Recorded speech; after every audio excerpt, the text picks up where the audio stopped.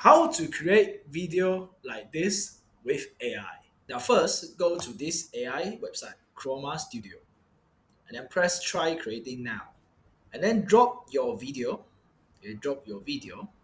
into this area.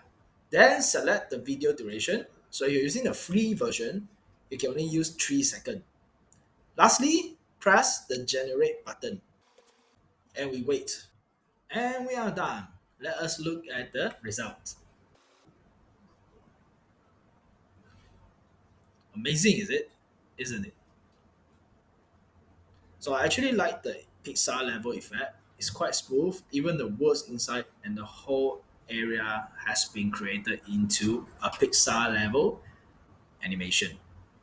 So if you like this video, please remember to like and subscribe. I'm your AI trainer, Henry. I'll see you all next time.